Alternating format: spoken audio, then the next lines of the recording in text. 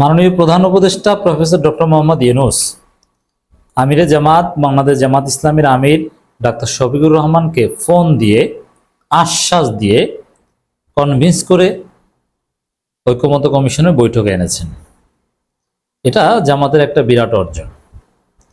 শুধু জামাতকে ঐক্যমত্য কমিশনের বৈঠকে এনেছেন সেটা না, বৈঠকে আনার পর জামাত তাদের প্রত্যেক সদস্যই অনেক সময় নাকি কথা বলছে, তাতে আবার কিছু বাম রাম এরা ক্ষিপ্ত হয়ে রাগ হয়ে চলে যাচ্ছিল যে না আমাদেরকে কথা বলতে দেওয়া হয় না, আর জামাতের এক একজনে নানান বিষয়ে কথা বলে, এটা নাকি বৈষম্য হচ্ছে। That's different discussion. বাট জামাত ইসলামীকে আমিরে জামাতকে প্রধান উপদেষ্টা ফোন দিয়েছেন, এর তাৎপর্য কি? প্রথম কথা হচ্ছে জামাত ঐক্যমত্য কমিশনে না যাওয়া বা সংলাপ বয়কট করা এটা সরকারের কাছে সিরিয়াসলি ম্যাটার করে। এতটাই ম্যাটার করে যে প্রধান উপদেষ্টাকে ফোন দিতে হয়েছে। প্রধান উপদেষ্টা নিজে বিষয়টা ডিল করেছে। এটা শফিকুল আলম কিংবা মনির হায়দারদের মাধ্যমে ডিল করেনি, ইউনূস নিজে ডিল করেছে। আর শুধু কি ফোন দিয়ে বলেছেন যে স্যার আসেন আর এসেছে না, আশ্বাস দিয়েছেন। জামাতের যে অভিযোগ, জামাতের যে প্রশ্ন,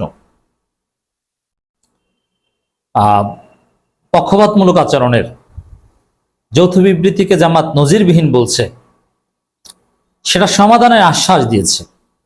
এর অর্থ কি? এর অর্থ হচ্ছে ওই যৌথ বিবৃতির উপর ভিত্তি করে কোনো চূড়ান্ত সিদ্ধান্ত সরকার নিবে না।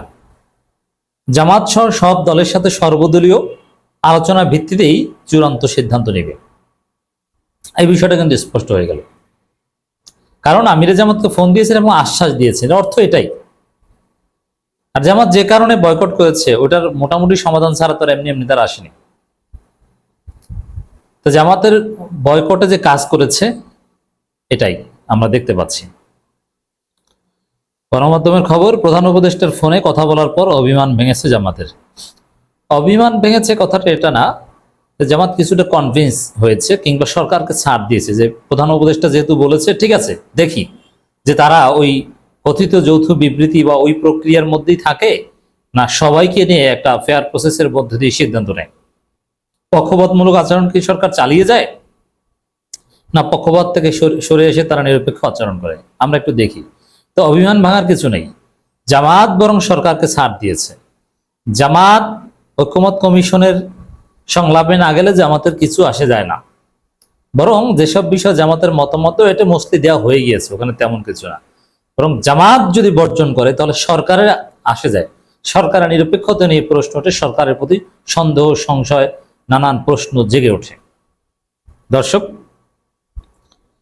লন্ডনে প্রধান উপদেষ্টা ডক্টর মোহাম্মদ ইউনূস ও বিএনপির ভারপ্রাপ্ত চেয়ারম্যান তারেক রহমানের বৈঠককে সাধুবাদ জানিয়েছে জামাত। তবে বৈঠকের পরে যৌথ বিবৃতি সংবাদ সম্মেলনের প্রতিবাদে জাতীয় ঐক্যমত্য কমিশনের মঙ্গলবারের দ্বিতীয় ধাপে মুলতবি সভা প্রতীকী বয়কট করেছিল বলে জানিয়েছেন দলের নায়েবে আমির সৈয়দ আব্দুল্লাহ মোহাম্মদ তাহের। মানে স্পষ্ট করেছে, এর আগে ফরমালি সাংবাদিকদের এভাবে বলেননি, ভিডিওর সামনে ইনফরমালি বলেছেন, এবার স্পষ্ট করেছেন যে না ওটা একটা প্রতিবাদী বয়কট ছিল।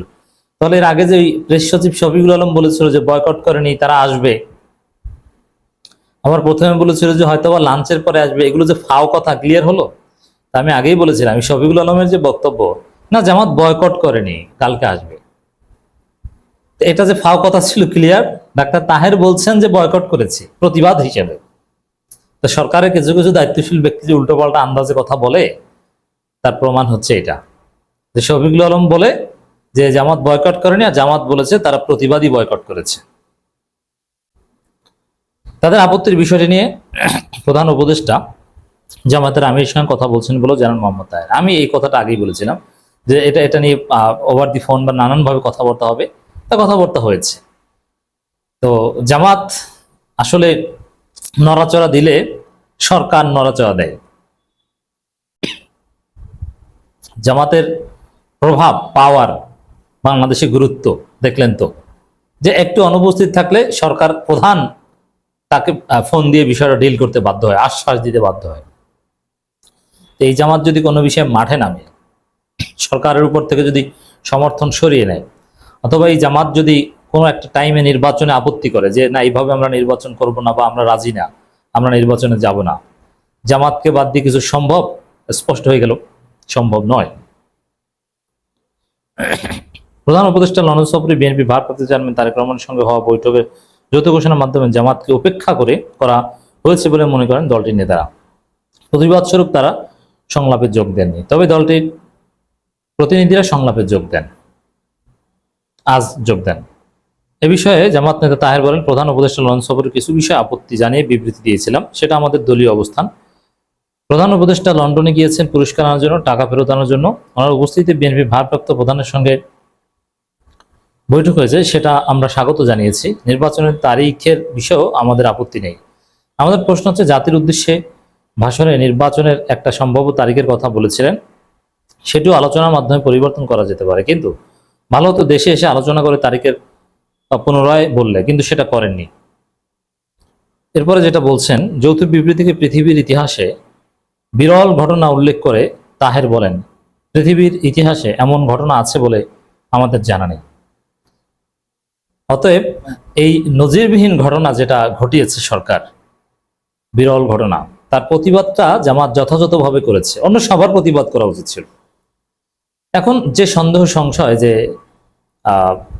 বর্তমান সরকারের সাথে ভবিষ্যৎ সরকারের সমঝোতা, এই জায়গাটায় থাকতে পারবে না।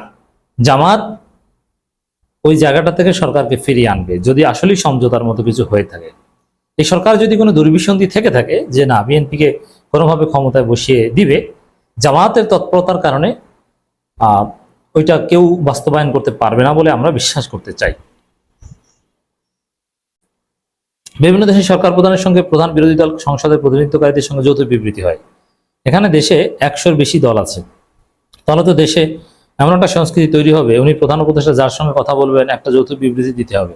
এটা নজিরবিহীন, প্রপার ছিল না। এতে অন্যান্য দল বিব্রত হয়েছে। যৌথ বিবৃতি সংবাদ সম্মেলনে আমাদের আপত্তি, বিএনপির ব্যাপারে আমাদের কোনো বক্তব্য নেই। এখন বিএনপিও জানে জামাতের আপত্তি তাদের জন্য খুব সিগনিফিক্যান্ট, যার ফলে সালাউদ্দিন আহমেদ দেখেছেন যে জামাত নেতার প্রতি কি হৃদ্যতাপূর্ণ সম্পর্ক দেখিয়েছে, হাসি দিয়ে হ্যান্ডশেক করে হাতে হাত রেখে। এটা জামাতকে আস্থায় নেওয়ার একটা কৌশল যে না, আপনাদেরকে উপেক্ষা করা হবে না বা আমরা গোপন কিছু করিনি। তাই বলেন, আমাদের মনে হচ্ছে প্রধান উপদেষ্টা পক্ষপাত হারিয়েছেন। এভাবে চলতে থাকলে সংস্কার কমিশন খুব এগাতে পারবে না, এটা অনেকটা পর্বতের মুশিক প্রসাব হয়ে দাঁড়াবে। সে কারণে প্রতীকী প্রতিবাদ হিসাবে গতকাল আসেনি। তো ওই যে একদিন না আসা, এই না আসাটা সরকারকে নাড়া দিয়েছে। এরপরে এই সংস্কার কমিশনের সংলাপগুলো আরো বেশি কার্যকর এবং টেকসই হবে বলে আমরা মনে করি। গতবার সরকারের কিছু গুরুত্বপূর্ণ ব্যক্তিরা জামাতের নেতাদের সঙ্গে কথা বলছেন উল্লেখ করে তাহের বলেন, গতকাল দুপুরে প্রধান উপদেষ্টা আমাদের আমিরের সঙ্গে কথা বলেছেন, আমরা আমাদের কথা বলেছি, ওরা অনুধাবন করতে পেরেছেন। উনি আশ্বস্ত করেছেন ওনার সরকার নিরপেক্ষ, ওনার কোনো বিশেষ দল বা গোষ্ঠীর প্রতি ঝুঁকি নেই, আগামী দিনে এ ব্যাপারে স্বচ্ছ নিরপেক্ষ ভূমিকা পালন করবেন। মানে আমিরে জামাতকে কথা দিয়েছে যে না, আমি ভালো হয়ে যাব। তো দর্শক, শুধু প্রধান উপদেষ্টা না, নানান পক্ষ আমিরে জামাতকে ফোন দিয়েছে। তা জামাতের গুরুত্ব বাংলাদেশে কি প্রমাণিত।